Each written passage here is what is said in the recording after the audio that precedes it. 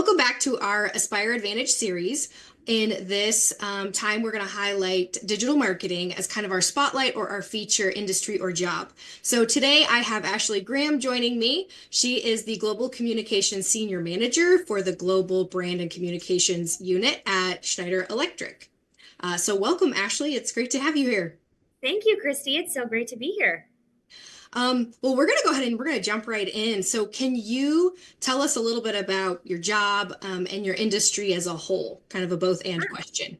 Absolutely. So I am in the field of marketing and communications. A lot of people ask me, what exactly do I do in marketing, right? Marketing is such a big, broad scope. And the first place that I usually like to start is kind of the definition of what marketing is. And marketing is considered a activity or business where you are promoting or selling a product or services. And people usually don't always have the best perception of marketing, right? I think a lot of us tend to think of telecommunications, telemarketing, and a lot of cold calls, right? But I usually like to think of marketing as building a feeling and really getting people to get what they need at a certain given point of time, right? Every single person that you may talk to throughout the course of your life, their needs change day to day. Their needs change over time as they get older, as their seasons of life changes, and everything that we're marketing and the but things that I focus on and products and services that I focus on really try to hit on how are we going to make that person's life better, easier, or more enjoyable at that given moment. Yeah, I like that framing of, as things change, your message changes too, because we Mhm. know change is a part of life. So can you tell us a little bit about Schneider Electric and kind of the general, what do you do for them? Sure. Schneider Electric is a energy automation company, which is such a broad term to describe for, I think, a lot of people. The best way that I like to explain it to people like my grandparents, just to kind of make it a little bit more simple for them, is that Schneider Electric doesn't make energy, but we make products that help to manage and distribute that energy. So think like things like circuit breakers or data centers, right? A lot of people are on social media these days, and it uses data centers to host and store all of that information. So we sell things like liquid cooling, racks, all types of different things uh, to really manage that energy load. Hmm. And so for what I'm doing specifically for Schneider in my current role is I am leading some of our brand initiatives and our digital marketing tactics for our global brand. So less on our business side and more just Schneider as a whole and how we project ourselves to the world. So can you tell me some things that you love about your industry and the work that you do? So I love that marketing can be seen as an act of helping others become who they're looking to become. At the end of the day, people don't want what you make, they want what it will do for them. So, for example, people don't want to pay $45 a month for cybersecurity services. No one's waking up excited to pay for that service, right? But you do want to sleep well at night, knowing and walk around confidently the next day, knowing that nobody's going to steal your identity if you accidentally click the wrong link. So, selling a product like cybersecurity services, for example, you're selling that feeling of confidence and security. You're not selling the actual product itself. Mm.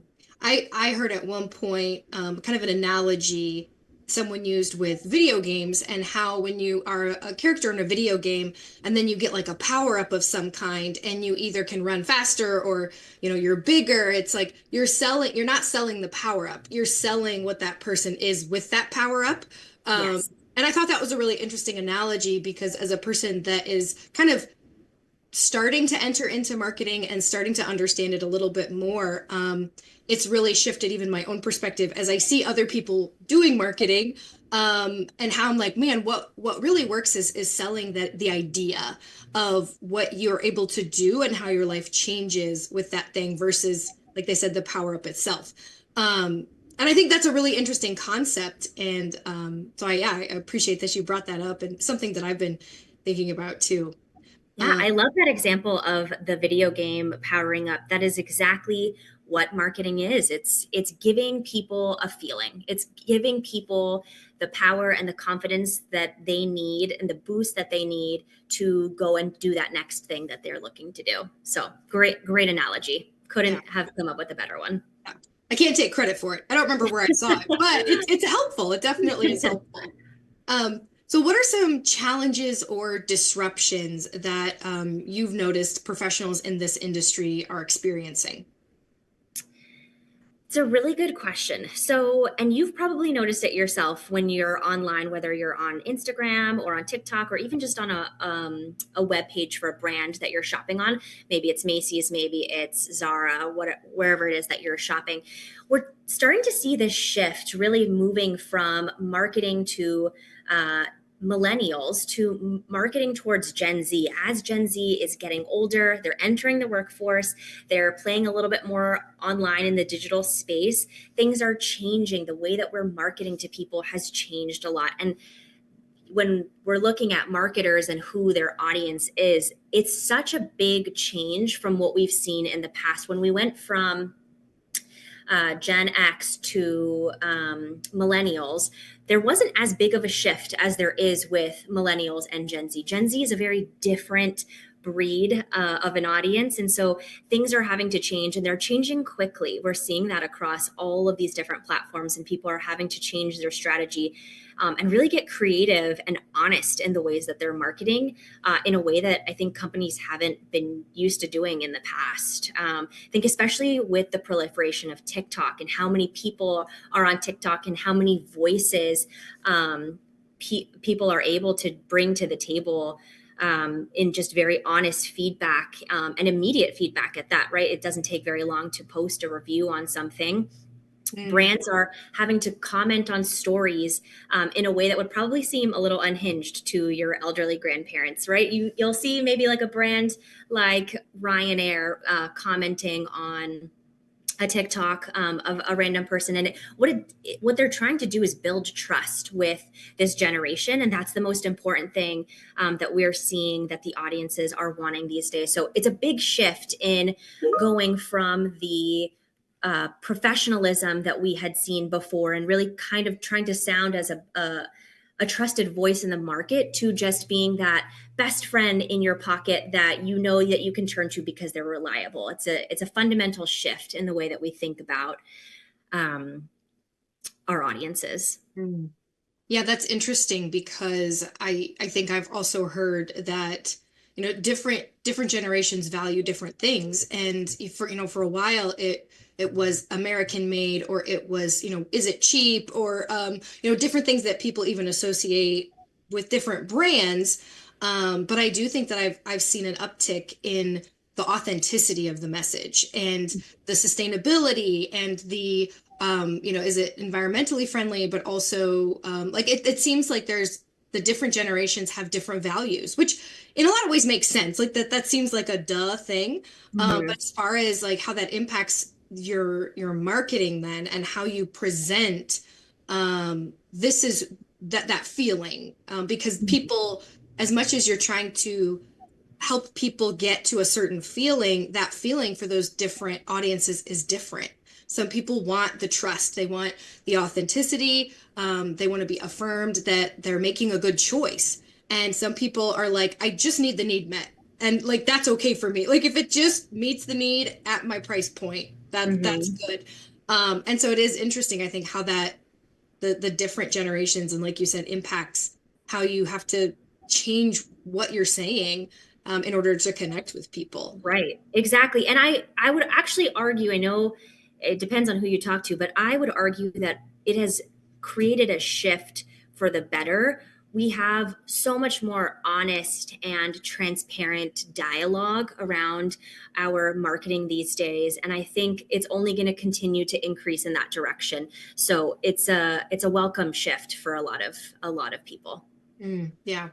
That is interesting, that vulnerability and that transparency, which I think that makes sense, that it's good. I think it helps hold people accountable more. And I think it overall then, as brands are looking at each other too, that helps, like, not just the audiences wanting to hear that message of transparency, but being able to have other people to kind of look at and almost evaluate yourself by.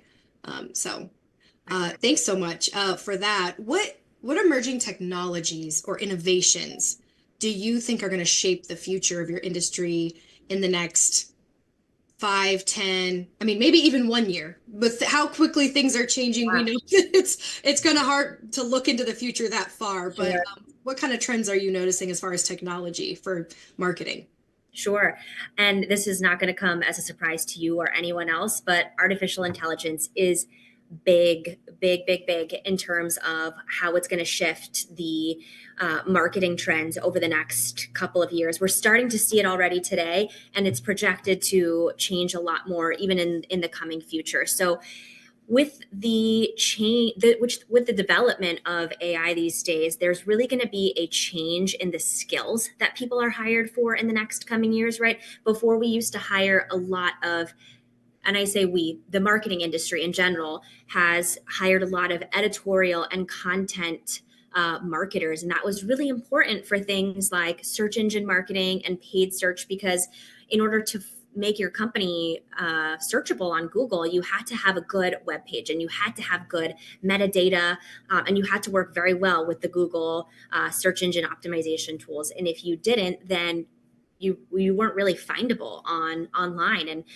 we're seeing this shift even today with AI becoming more and more popular. You see, if you go on Google, if you search a question, doesn't matter what that question is, one of the top things that you'll see on the very top is a AI related search. So what it's doing is it's searching all of the relevant pages that it can find on the internet through Google, and it's coming up with an answer right then and there. It's not giving you it's not taking you to a web page that your company could have. And so even just with that, right, we have a very different way that we need to look at generative search through AI. So that's going to be a big shift in the next couple of years, just the way that people market digitally. And then, as I was mentioning earlier, just even with editorial content, there's not as much of a need to have all of that content produced by a content writer like you had before. A lot of companies had blogs, and that ultimately fed the search engine optimization tools. When you had more content, you appeared more as an authority as far as Google or Bing was concerned, and so it pushed you up in the rankings. But nowadays, with the use of AI, you are much more easily able to pump out information and articles that you can post on your website. So that's not as much of a need as it used to be in the past. So in the next few years, we're definitely going to see that shift more towards that generative search, and less of that, less of the SEO in the way that we used to think of it before, as well as less content writing. People are going to use it as a tool. We'll still have content writers and editors to take a look at the information that AI spits back, but not to the extent that we had before. Mm. Do you think, putting some ideas together here, if we are noticing that people are tending to value the transparency, the vulnerability, in some ways, the humanity of companies and their messaging? How does AI potentially impact if content is starting to be generated by AI? Is there a risk, or is there conversation even around how do you continue to be vulnerable and transparent with people as part of your marketing, which is they're very human qualities, if AI begins to take over some of the majority or the bulk of the content work? What does that tension look like? Does that make sense? Yeah, it does. It's a good question. And I think a lot of people are still trying to figure that out, right? I don't think there's any one company that's done it well so far, that at least that's, has come out and said that this has been successful for them.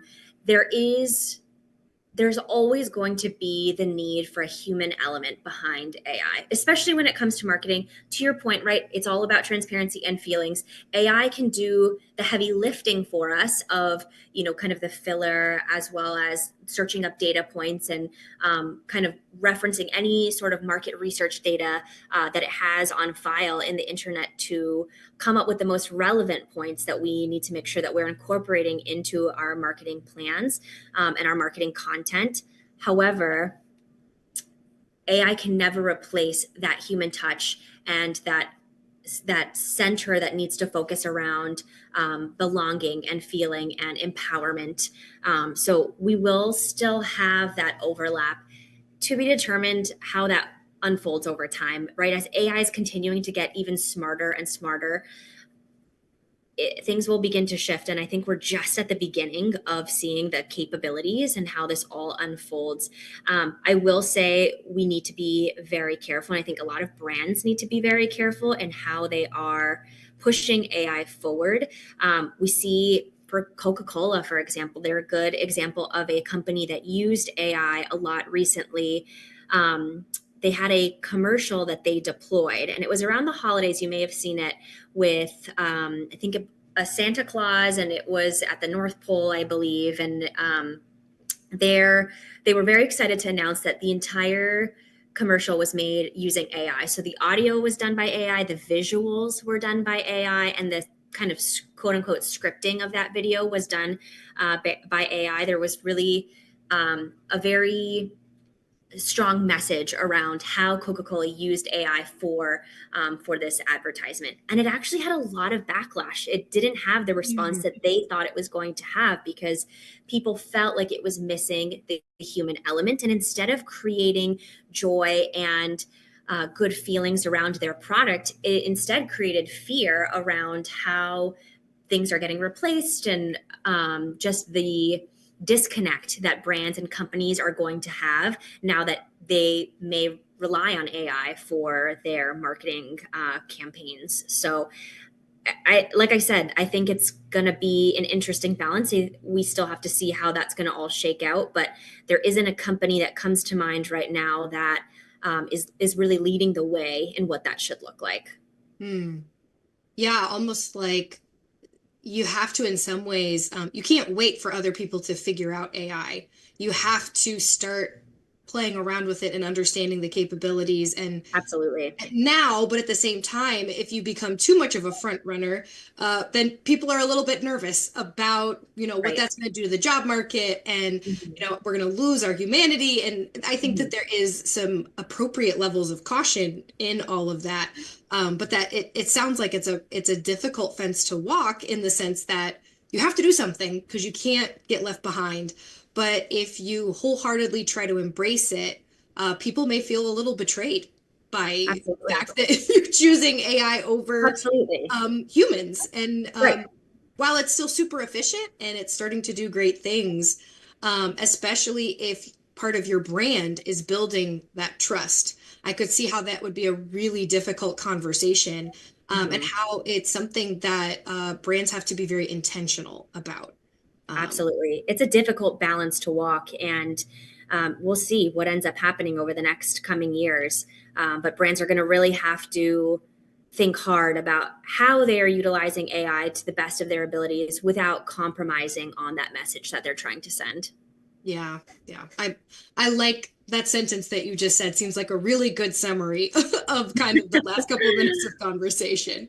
Um, so in your view, which skills are becoming essential to stay competitive and also adapt to the changes that, some of these changes we've been discussing for your industry?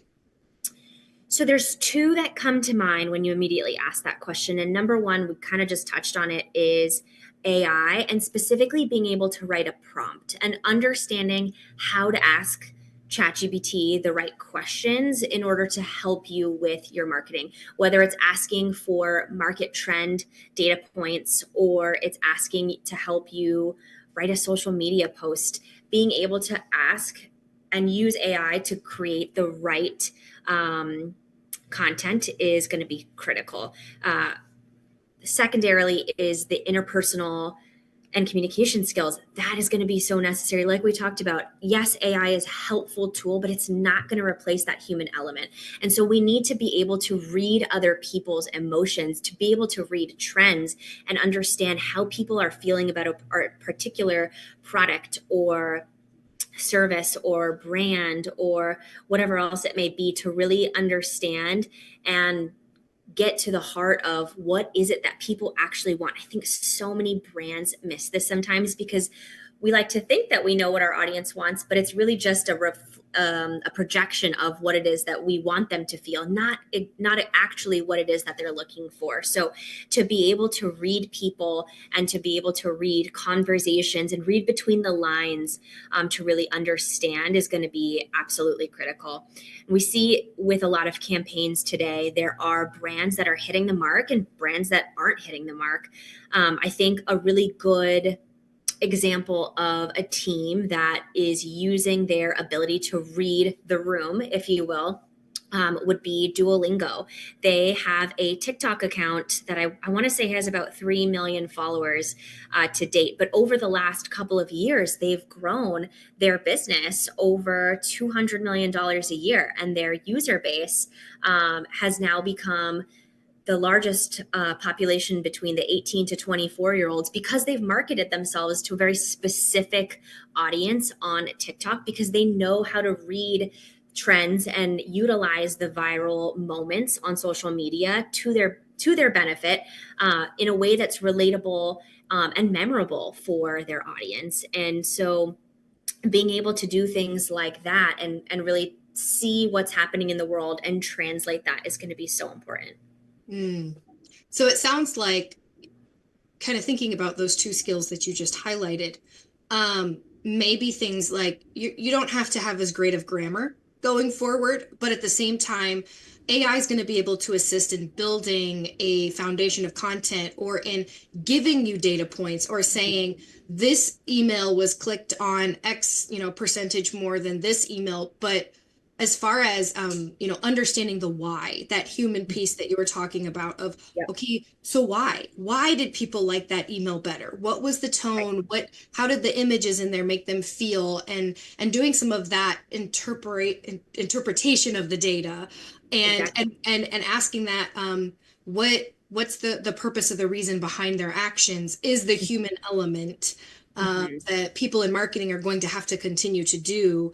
And AI Hmm. might be able to make some guesses at some point, but understanding the role that humans continue to play in projecting the proper message to the right audience. That Exactly. discernment, that wisdom is going to be really Yes. crucial going forward. Yes. Discernment is a great word to use to describe that. And actually, as you were just talking, I thought about a good homework assignment, if you will, for anybody listening that's interested in marketing and to continue to develop that discernment skill, that muscle.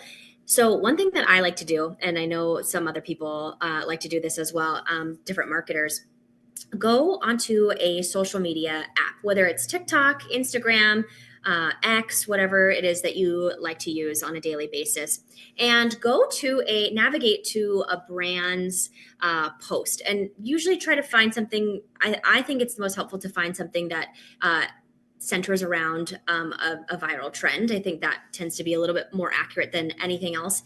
But really take anything that a brand promotes on social media. And I want you to, before looking at the comments, I want you to really think about the message that they are saying and how you feel like it relates to the audience that they're trying to talk to. What is the message that they're promoting? And did they capture the essence of the trend or the message that they were trying to get across? And then after you've thought about that, I want you to go into the comment section and see, was I correct? Did I see that this brand was able to hit the mark? Or did it resonate with audiences? Because a lot of times you'll notice people tend to um, agree with each other pretty quickly if it doesn't miss the mark. People are not as afraid on social media these days to say, like, okay, read the room. Like, this did not meet the criteria that we thought it would. And it's a really good exercise to just be able to look at and really try to look at objectively other people's marketing and then see in real time how people felt about that marketing and what it was that people took away from it. It's a free tool that you can use, and it really helps to develop your skill set over time in reading trends and reading reactions and messaging.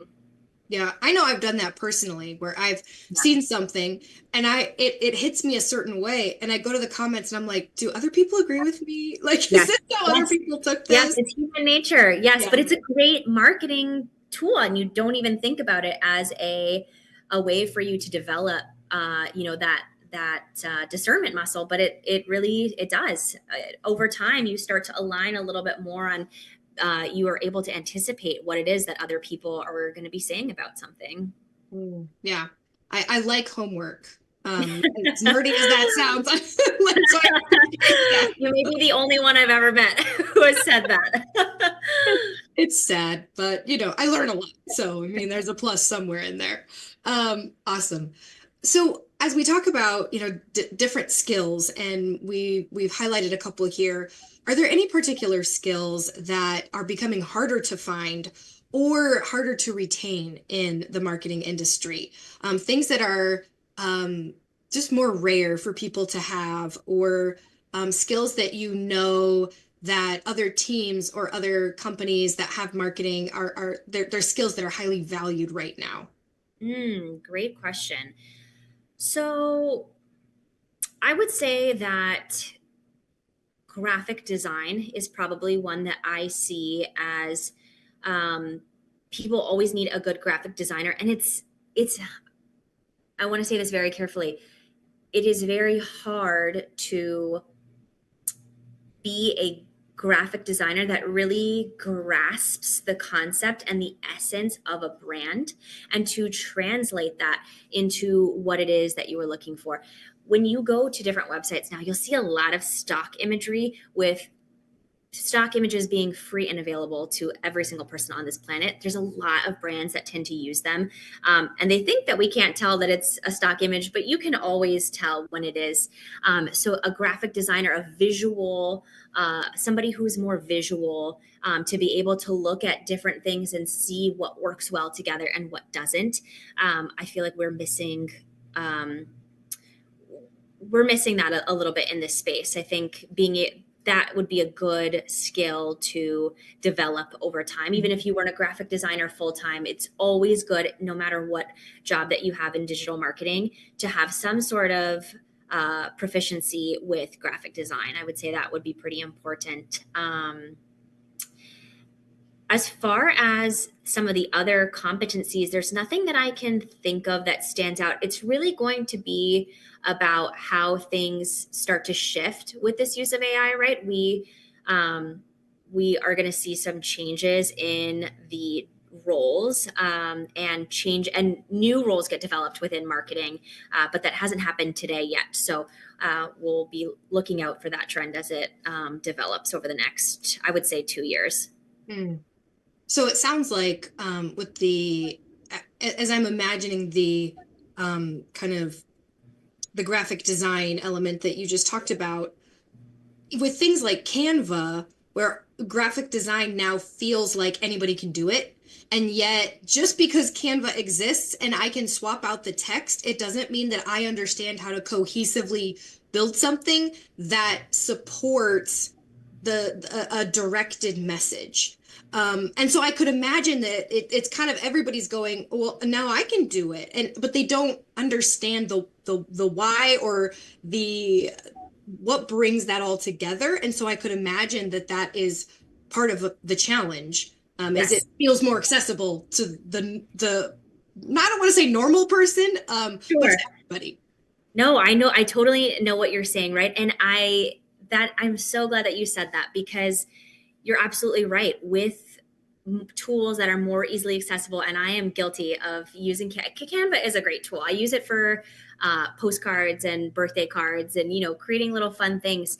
But just because I have access to a Canva account doesn't make me a graphic designer, and doesn't mean that I understand, the rule of thirds or how certain colors compare and contrast to each other. And there is I think it just, especially with how far the internet has come and how much information is available, everybody today thinks they're an expert on everything because they have access to that information. But I think there's a lot of people who are, I would say, generalists, but not necessarily specialists in a particular area. And graphic design is one of those that I've seen a lot of people think that they can visually compose images or graphics, and it's not really hitting the mark we're seeing with a lot of companies. So it's tough. I will say, and like I said, if there is one skill that I think everyone could have in their back pocket, no matter what you're doing in digital marketing, graphic design is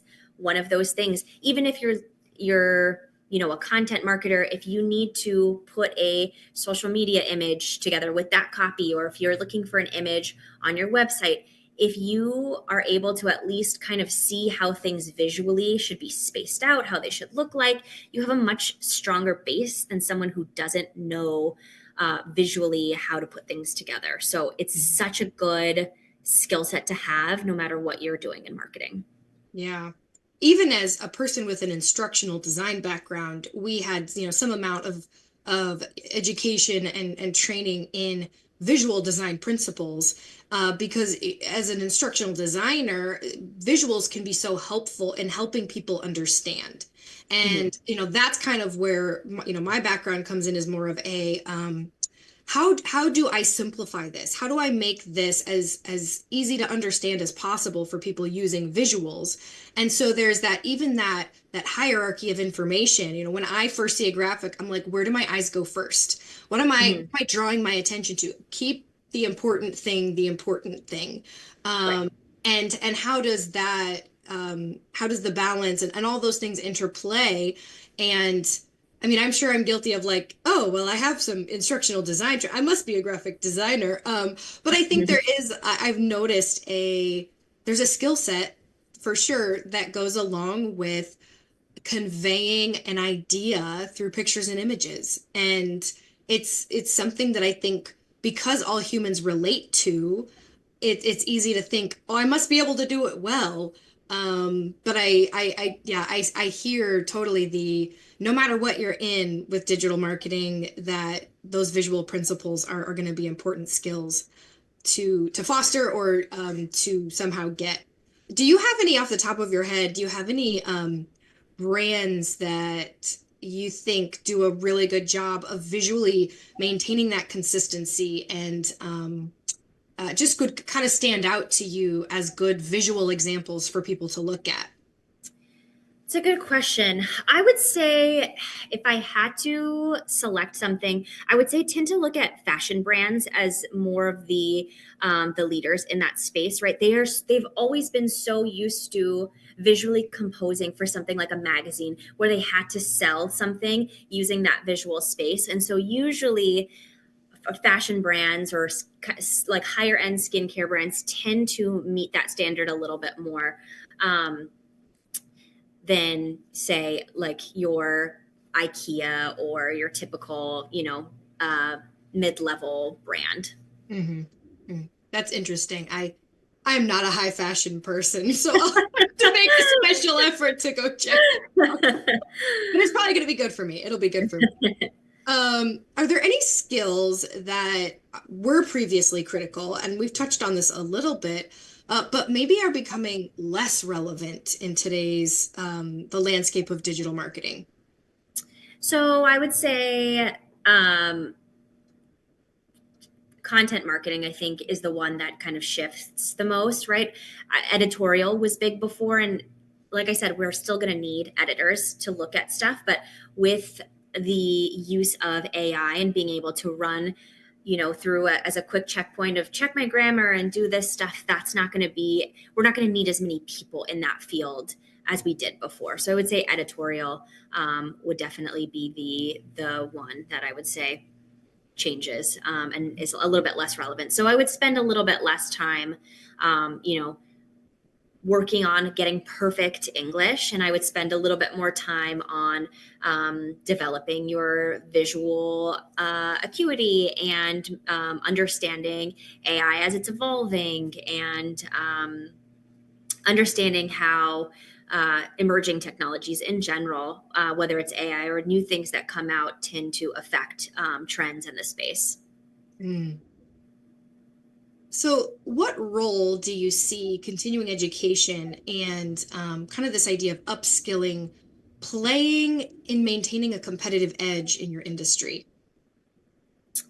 So I think it's important. And as we've talked about how marketing evolves over time, right? Like, for example, with it evolving from generation to generation and the audience and what it is that they're looking for, marketing is always changing. And even for myself, who I've been in the industry for about 12, 13 years now, it has changed so much since marketing has changed so much since I've started to where I am today. In the tools that we use, in the messages that we need to be pushing out, and just in general, how people consume information too has changed a lot in the last 12 years. So a couple of years ago, video wasn't a big thing, but that is primarily how people digest information these days. So my thoughts around continuing education for marketing is it's going to be absolutely vital to maintaining your ability to be a good marketer in the future. You, as a marketer, need to always be learning. You do not have any leeway to remove yourself from trends or not keep up with how things are evolving, with new and constantly just building new skill sets so that you have that to work off of. So like we talked about, search engine optimization and paid search, that will matter in a different way now than Google search used to in the past, just based on utilizing AI, since we aren't necessarily relying on that metadata like we used to. You cannot get away from continuing education for marketing specifically. There are a ton of, and I know Aspire has them because I've been on the website before, different courses around inbound marketing, social media marketing, and different aspects of digital marketing. Those are always going to be important to keep up with, and just ensuring that you are keeping up with the constant changes. Mm.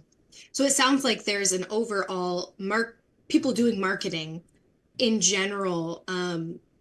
There's going to be technical skills that are going to be continually evolving, and so staying on top of the technical trends, but also a general attitude of being willing to learn and almost deciding that you want to be a student of your audience is a really important kind of mindset or perspective to take, where just because something has worked once, it doesn't mean it's always going to work, because of those generational shifts and the technology shifts and the modality of the marketing shifts. And so it's not only your technical skills need to keep up, but also that perspective of, if I'm not a student of my audience, I will not connect with them. And that's the whole purpose of marketing.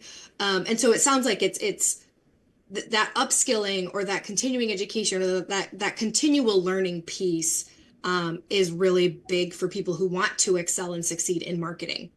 That's a great way to summarize. You it perfectly captured my thoughts, and really where we marketers need to lean into continuing education for their own benefit. Awesome. Awesome. Well, is there any kind of last parting thoughts that you have for people who are interested in marketing, or people that are, I heard a wise person, I'm going to be totally honest, it was my dad, one time say that, in 10 years, every company is going to be a technology or a marketing company. And I think as we continue to have so many voices that we could be paying attention to, trying to get promote that particular feeling or get our message out to the right audience is it's harder and harder in some ways. We have more and more ways to do it, but there's more and more people trying to do it. And so for people who are interested in getting involved in digital marketing or who are interested in, a career in digital marketing, kind of any last final thoughts or encouragement that you would have for people? Yeah, absolutely. So, the number one thing that I would say is marketing is a great industry to become involved in. There's a lot of opportunity within marketing. There is a general feeling of, at the end of the day, I can walk away feeling like I did good work, especially when you're working with companies and brands that you really stand behind their messaging and their values. So that's really important. It's you are never going to you can never have a bad pathway in marketing, I would say. And those skills, if you decide you don't want to do marketing in the long run, those skills are extremely transferable to a lot of different jobs in the future. So it is really not a bad place to start, and see if you like it. You don't have to stick with it forever. It's a good skill to have. And I've learned a lot in marketing, even just in my own life. Being able to read trends and read data has helped me to go into my own life and be able to understand and be able to read people a little bit better and try to understand patterns that I see in everyday life. So very transferable skills to another profession or in your everyday relationships. And the second thing that I would say is, like you had alluded to, there's a lot of noise out there. And just because somebody's a marketer doesn't make them a good marketer. So I would be very, very careful with what it is that you're consuming, from a marketing standpoint, and understanding if it's good marketing or bad marketing. It's a muscle, and you have to continue to develop that skill. Just like exercise, every single day you have to be exercising the muscle, or else eventually it atrophies and it's completely useless. So I would say the same thing for marketing. Filter out as much of the noise as you possibly can. Look to trusted brands who are really trying to make a difference in this space and that are helping to provide good, valuable information to people, not just companies who are clearly trying to sell you a product, but who are really trying to help bridge a gap, and ensure that you kind of get what it is that you're looking for and that you need. And just do your homework. Keep learning. It's marketing. You can never get away from learning. It's going to be a continuous journey, but it's a it's a great area to be in. Wonderful. Well, thank you so much for your time today and for all of this insight around marketing and the development of this industry. And thank you so much again. We're so thankful to have you here. Of course. Thanks so much for having me, Christy.